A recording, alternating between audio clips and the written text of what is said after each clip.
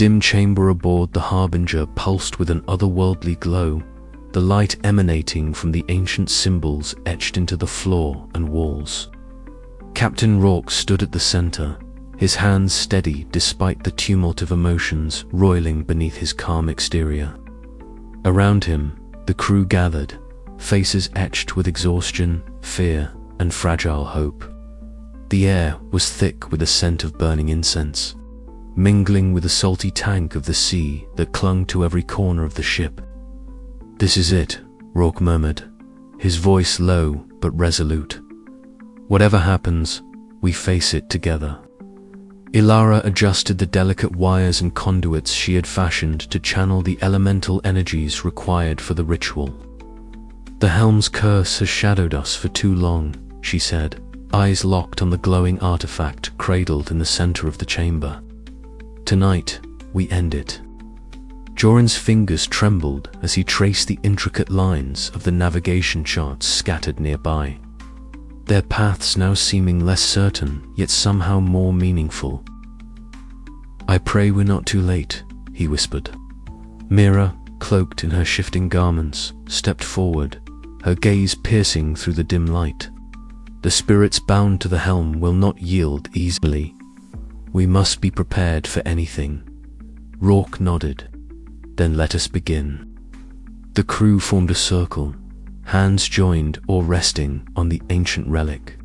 As the ritual commenced, currents of energy swirled around them, invisible threads weaving between the living and the spectral. The Harbinger groaned beneath them, as if bearing the weight of centuries of curses and hopes. Suddenly, a piercing wail shattered the silence. Sirin, the youngest among them, collapsed, her body convulsing as the curse fought to cling to its last vessel. "No," Ilara cried, rushing to her side. But it was too late. Seren's light faded, her spirit released but leaving a void that echoed through the hearts of those left behind. Tears blurred Rourke's vision as he knelt beside the empty bunk, the rain tapping softly on the ship's hull like a mournful lullaby. "We carry her with us," he vowed, voice thick with grief. "Her sacrifice will not be in vain." Days passed in a haze of quiet mourning and cautious optimism. The cursed weight that had hung over the Harbinger lifted, and with it, a new dawn broke over the submerged world. The islands shimmered under golden sunlight, the skies calm and clear for the first time in what felt like an eternity. Ilara and Jorin stood side by side at the prow, the wind tousling their hair as they shared a moment of reflection. "We've paid dearly," Ilara said softly, "but maybe now there's a chance for something different." Jorin nodded, eyes on the distant horizon. "The journey isn't over, but we face it with hope and with each other." Captain Rourke's gaze swept across his weary but unbroken crew. The road ahead would be fraught with challenges, but the shadows of the past had been lifted, if only for now. The Harbinger sailed onward, carrying its crew toward uncertain futures, their scars a testament to the cost of redemption and the enduring power of hope. And as the submerged world breathed anew beneath the endless sky, a fragile peace settled, a promise that even amidst loss, new legends could rise from the ashes. The mist clung to the Harbinger like a shroud, a cold phosphorescent fog rising from the haunted sea beneath them. Ghostly lights flickered beneath the waves, casting an eerie glow that danced upon the weather-beaten hull. Captain Rourke stood at the prow, his eyes scanning the horizon where grey skies met the restless sea, rain mingling with the salt spray that whipped his face. The air was heavy with a lingering tension, unspoken dread that the ritual meant to break the Ghost Helm's curse had instead stirred something far more dangerous. Below deck, the engine room hummed with strained effort. Mara's hands flew over the controls, sweat and grime mingling on her furrowed brow. Sparks erupted from faulty wiring, each flash illuminating the determined set of her jaw. Elias paced nearby, his pale fingers tightening around a compass as his voice cracked with frustration. "We can't keep this up much longer, Mara. The engines are failing, and the curse's grip is tightening. It's like the very air conspires against us." "Don't look at me like I'm the cause," Mara snapped, her voice sharp as the wrench she brandished. "I'm doing everything I can with what we've got. Maybe if you stopped second-guessing every move, we'd have a chance." Their argument echoed through the cramped space, a reflection of the fractures appearing among the crew. The curse's shadow loomed, seeping into their minds and sowing doubt as surely as it stirred the haunted sea around them. On deck, Celine stood apart, her hood drawn low against the chill. Her voice was a soft murmur, chanting words ancient and strange, weaving a fragile shield against the restless spirits awakened by the broken curse. The wind tugged at her robes, the storm's howl rising in answer. But she remained steadfast, a beacon of calm in the growing tempest. Rourke's gaze never left the horizon. Each creak of the rigging, each groan of the timber beneath his feet, reminded him of the precariousness of their survival. The crew looked to him not just as their captain, but as the fragile thread holding them together. His past failures haunted him, but so did the hope that this voyage might yet lead to redemption. Suddenly, the sea below roiled violently. Ghostly shapes surged beneath the surface, spectral tendrils reaching upward as if to snatch the ship from the sky. Lightning crackled, illuminating the swirling chaos. The Harbinger shuddered, sails billowing wildly as the storm closed in. "Brace for impact," Rourke commanded, voice steady despite the pounding of his heart. The crew scrambled, securing lines, readying for the assault of the haunted sea's wrath. Mara's hands flew over the controls, coaxing the engine to respond even as sparks danced perilously close. Elias shouted directions, his voice cutting through the howling wind, guiding the ship through treacherous currents. Selena's chant rose, harmonizing with the storm, a desperate plea to the spirits that danced on the edge of the mortal world. Hours passed in a blur of wind, rain, and spectral fury. Exhaustion weighed on every soul aboard, but the Harbinger held firm, inching steadily toward the distant glow of the floating islands that marked the way home. As dawn broke, the storm finally abated, leaving a fragile calm in its wake. The crew gathered on deck, faces pale but resolute. Rourke stepped forward, voice carrying over the quiet sea. "We've paid a heavy price to break this curse, but the journey isn't over. The haunted sea remembers, and so must we." Eyes turned to the horizon, where dark shapes loomed more than mere clouds or islands. Shadows moved with unnatural purpose, a reminder that the ghost Helm's grip was not yet fully broken. The Harbinger sailed on, carrying its weary crew through the haunted sea, each moment a test of endurance and unity. The curse had awakened new dangers, but it had also forged a bond among those who dared to defy it. In the face of ghostly storms and creeping despair, Captain Rourke and his crew pressed forward, determined to reach home or fall trying. The haunted sea whispered its warnings, but the Harbinger answered with the roar of its engines and the steady beating of human hearts. The journey through the shadows was far from over, and the skies ahead promised challenges as vast and unyielding as the submerged world itself. As the sun climbed higher, a sudden movement caught Ilias's eye shapes emerging from the mist, circling like vultures drawn to the scent of curse and ruin. Rourke's hand tightened on the rail. "Prepare yourselves," he said grimly. "The true test begins now." And with that, the haunted sea closed in once more, eager to reclaim its due. The grand chamber of the Airborne Sailing Council was a cavernous room perched high above the floating city, its walls adorned with banners depicting skyships in majestic flight, their sails full against the endless blue. The air was thick with the murmurs of assembled dignitaries, captains, and officials, their faces etched with curiosity, skepticism, and anticipation. At the center of the room stood a polished pedestal, upon which rested the ghost helm, its dark metal gleaming faintly despite the dim light. The cursed artifact seemed to pulse with an unspoken menace, drawing more than a few wary glances. Captain Rourke stepped forward, his boots echoing against the stone floor. His coat, though worn, carried the marks of countless battles and storms endured. His eyes, dark and unyielding, swept over the crowd with a mixture of defiance and resolve. This was the moment he had long dreaded and yet desperately craved, the reckoning with those who had cast him down. "Esteemed members of the council," Rourke began, his voice steady despite the pounding of his heart. "I stand before you not as the disgraced captain you condemned, but as the bearer of truths long buried beneath lies and fear. The ghost helm is no mere legend to be feared. In silence it is a curse that has claimed countless lives, and its history has been twisted to serve convenient ends."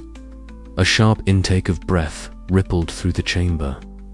At the far end, Admiral Vance rose, his silver hair catching the light like a crown. His expression was one of cold calculation, eyes narrowing like a hawk assessing prey. "Captain Rourke," Vance's voice cut through the silence, "you presume much, bringing forth accusations without evidence. Your recklessness costs lives. Your disgrace is well earned. The Council has acted in the best interests of all airborne sailors." Rourke met his gaze unflinchingly. "The Council's best interests, or your own? The accident that stripped me of command was not the result of folly, but of a cover-up, one that hides the true nature of the Ghost Helm's curse and those who sought to exploit it." Murmurs grew louder, some voices rising in defense of the Admiral, others in shocked disbelief. Rourke motioned to Ira, who stepped forward, her presence commanding despite her quiet demeanor. "If I may," Ira said, her voice clear and resonant, "I have witnessed the helm's power and the lengths some will go to control it. The evidence Rourke brings is no mere rumor, but a documented truth that challenges the Council's narrative." A scroll was unfurled upon a side table, ancient texts, logs from lost ships, and testimonies painstakingly gathered during their voyage.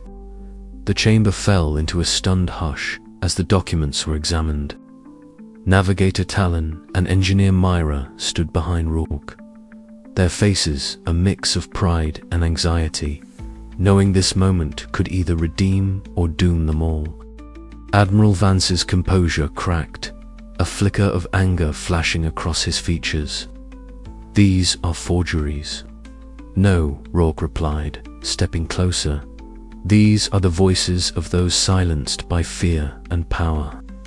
It is time the airborne sailing community faces the truth, not just about the helm, but about the corruption that allowed this curse to fester unchecked." The assembly erupted into heated debate, alliances shifting as old wounds were reopened. Some captains voiced support for Rourke, recalling their own doubts about the helm's legend. Others clung to loyalty to the Council, wary of upheaval. As the meeting adjourned, Rourke found himself alone for a moment, the weight of years pressing down like the sky itself. Then Ira joined him, her voice soft yet resolute. "You have done what many feared. The path ahead is uncertain, but you have struck a blow for truth." He nodded, gazing out through the vast windows at the swirling airborne currents below. "This is only the beginning. The curse still haunts us, and my honor is far from restored. But today, I have reclaimed my voice." The crew gathered on the deck of the Harbinger afterwards, the sun dipping low and casting golden light over the weathered timbers. Navigator Talon adjusted the ship's course, Engineer Mira inspected the rigging, and Ira stood silent, her cloak fluttering in the breeze. Rourke's mind raced with plans and possibilities, the reckoning having opened wounds, but also paths to healing. He knew the airborne sailing community would never be the same, and neither would he. Yet, beneath the weight of uncertainty, a spark of hope kindled, a hope that the truth of the ghost helm might finally be faced, and that redemption, however costly, was within reach. But as the shadows lengthened and the currents whispered secrets, Rourke couldn't shake the feeling that darker storms still awaited beyond the horizon. The reckoning was not an end, but a summons to the battles yet to come. The marketplaces of the floating islands had never been so alive. Lanterns swung gently in the evening breeze, casting dancing shadows across faces turned upward with rapt attention. In the heart of the bustling square, Talon, the island's revered storyteller, wove the tale of the Harbinger and the ghost helm with a voice both grave and mesmerizing. Around him, the crowd hung on every word, their imaginations set aflame by the saga of the ill-fated helm and the captain who dared to bear its burden. It was said, Talon intoned, that the helm carried a curse darker than the endless sky, a doom that claimed every ship and soul that dared to ferry it. Yet one man, Captain Rourke, took up the charge, not for glory, but for redemption.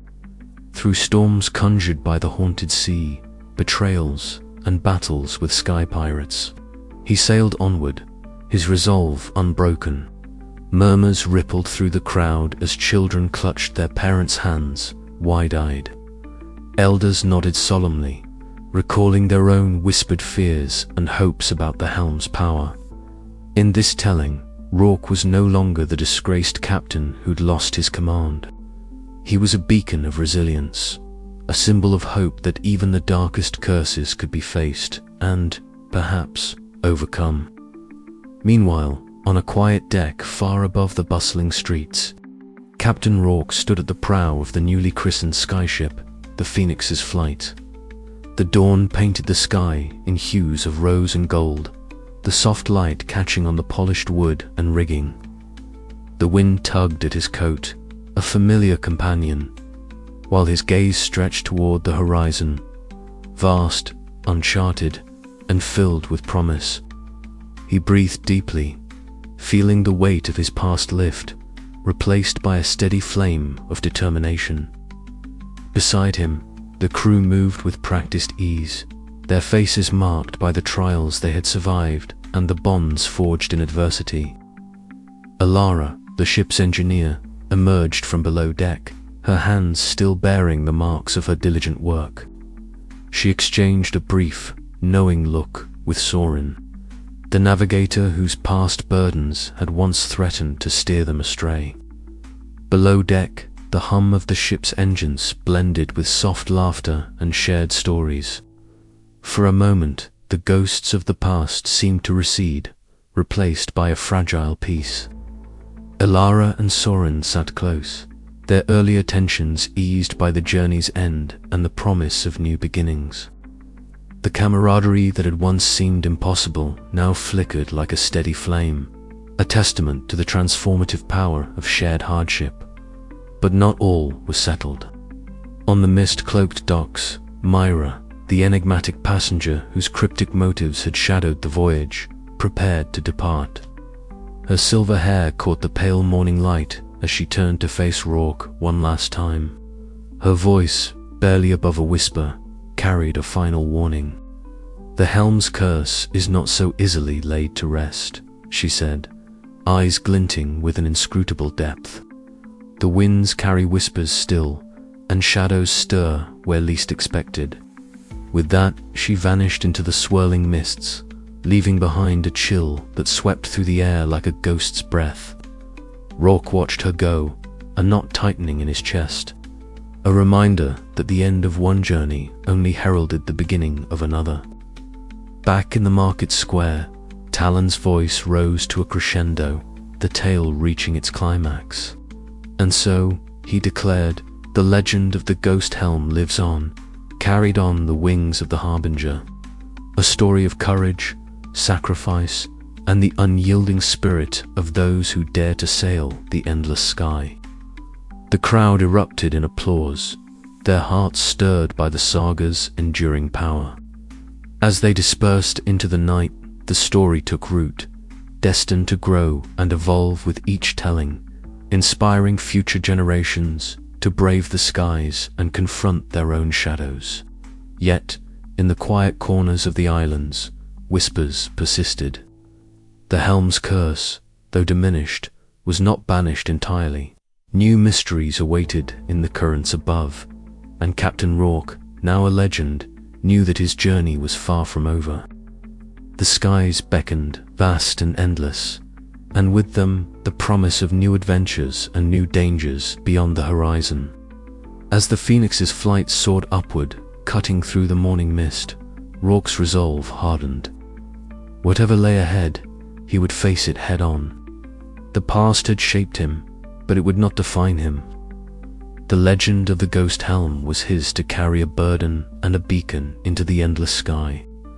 The morning sun spilled its golden light over the coast, casting long, warm shadows across the scattered timbers of the Harbinger. The once proud skyship, battered and scarred by countless battles and curses, lay in fragments, its broken frame a solemn reminder of the trials endured and the price paid. Captain Rourke stood among the wreckage, his gaze steady and resolute despite the memories tugging at his heart. Around him, the remaining crew moved with purpose, their hands steady as they sorted salvageable materials from ruin. It was a scene of both an ending and a beginning. "We can't let her go to waste," Mira said, wiping the grime from her hands as she inspected a bent steel beam. "There's enough here to build something new, something better." Joss nodded, his eyes sharp beneath furrowed brows. "The currents have changed. The skies are different now. We'll need a ship that can handle that, but also one that can carry us beyond the submerged world." Rourke felt a flicker of warmth at their words. After everything, the curse, the losses, the betrayals, here was a chance to start anew. "Then we build it right. No shortcuts, no ghosts from the past weighing us down. This ship will be ours, and it will carry us to the horizons we've only dared to dream of." The crew gathered around a rough blueprint sketched on weathered parchment, their faces illuminated by the soft dawn light. Designs flowed from Myra's skilled hands, incorporating lessons learned from the Harbinger's flaws and the unpredictable nature of the airborne currents. Joss contributed navigational insights, plotting courses that reached beyond the familiar islands and into the unknown expanse, where legends whispered of untold wonders and dangers. Tobin, young and eager, helped ferry materials and offered a buoyant energy that lifted spirits. Even Eli's, ever the enigmatic presence, lent her knowledge of ancient lore and subtle magic, suggesting enchantments to shield the vessel from the lingering shadows of the curse. Days turned into weeks as the new ship took shape, a sleek craft with reinforced hull plating, intricate sails designed to catch the most elusive currents, and a helm fashioned to symbolize their resolve rather than doom. The work was grueling, and moments of doubt crept in, but the crew's shared purpose welded them tighter than any metal. One afternoon, as Myra and Joss bent over a complex engine assembly, their conversation drifted beyond mechanics. "I never thought I'd see the day we'd be building a ship again," Myra murmured, tightening a bolt with a practiced hand. Joss smiled faintly. "Neither did I, but maybe it's not just about the ship. Maybe it's about what we carry inside us: hope, trust, a chance to redeem what's been lost." Their exchange was interrupted by the distant call of Rourke, who stood at the emerging helm, his silhouette framed by the vast azure sky. "Come, see what we've built," he called.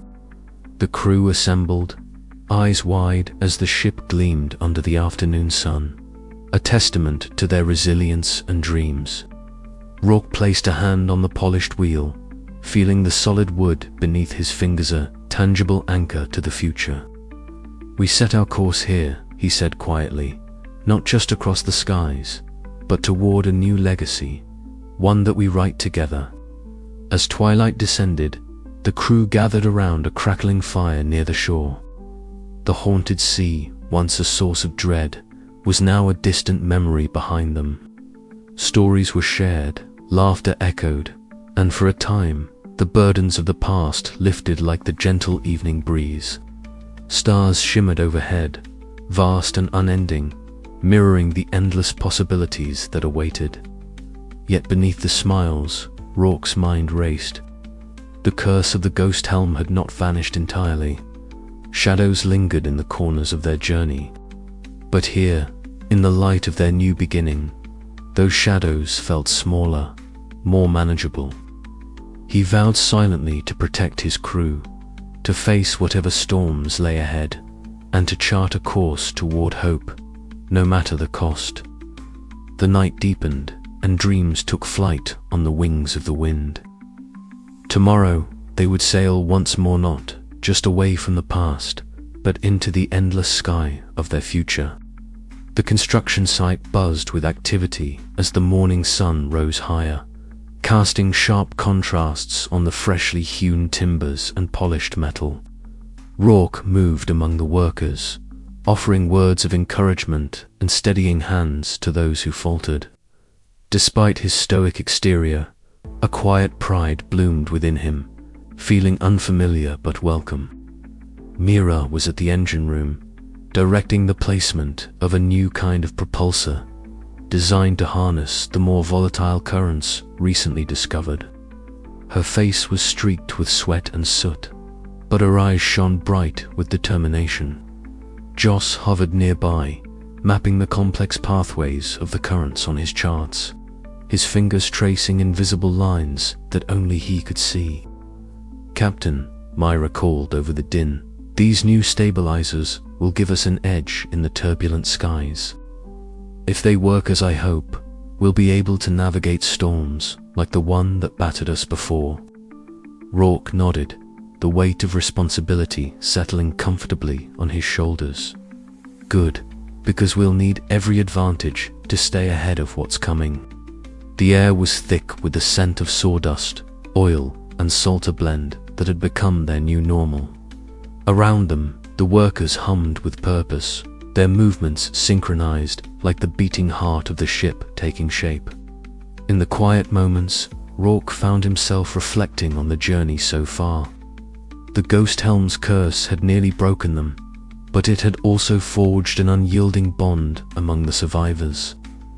Each scar on the Harbinger's remains was a story of sacrifice, and now each new plank and rivet was a promise of life.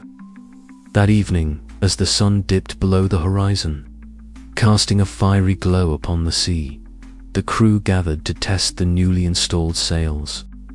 The wind caught the fabric with a sudden rush, sending ripples that echoed like a call to adventure.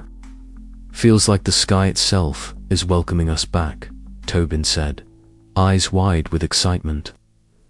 Eli smiled enigmatically, her gaze drifting to the stars beginning to emerge overhead.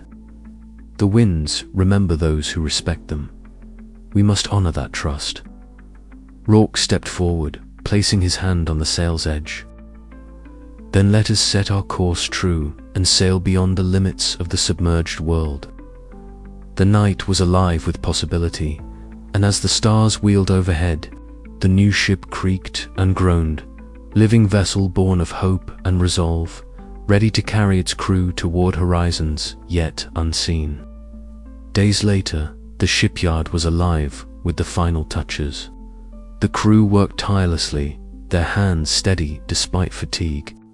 Rourke oversaw the preparations, reviewing supplies and ensuring every detail was attended to.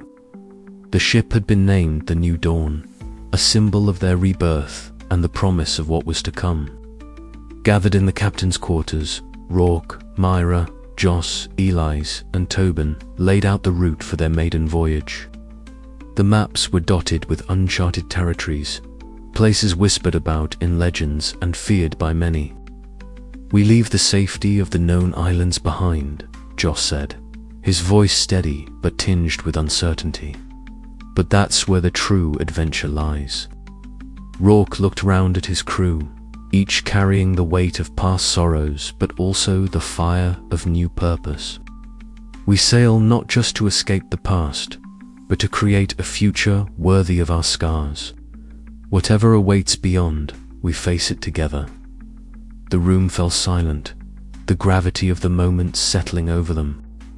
Then, one by one, they nodded commitments, unspoken but understood.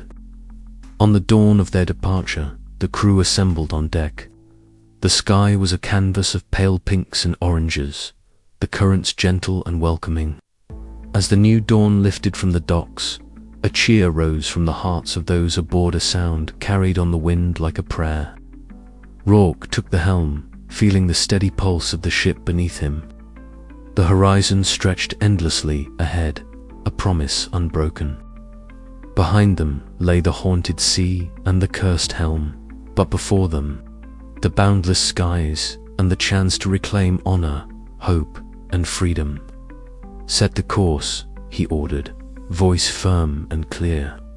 The sails caught the wind, and with a powerful surge, the new dawn soared into the endless sky, carrying its crew toward the stories yet to be written. As twilight folded into night, the crew gathered around a fire on a quiet beach, the gentle sounds of waves mingling with their voices.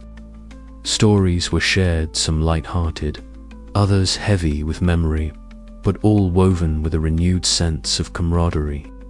Tobin recounted tales of youthful misadventures, drawing laughter from even the most solemn faces. Mira and Joss exchanged quiet glances, their earlier tensions softened by the warmth of shared purpose. Eli spoke softly of the stars and the winds, her words painting pictures of distant realms and destinies intertwined. Rourke listened, feeling the fragile threads of trust and friendship strengthen around him. The haunted sea was no longer a shadow looming over their voyage, but a distant echo, replaced by the steady pulse of hope and the thrill of the unknown. As the fire dwindled, Rourke's gaze lifted to the stars, his thoughts a mix of resolve and anticipation. The journey ahead was uncertain, the dangers unknown, but the crew was ready. Together, they would face whatever storms the skies dared to send. And as the night deepened, a whisper of wind carried a promise of new legends, new horizons, and the endless sky waiting to be explored. The course was set. The adventure was just beginning.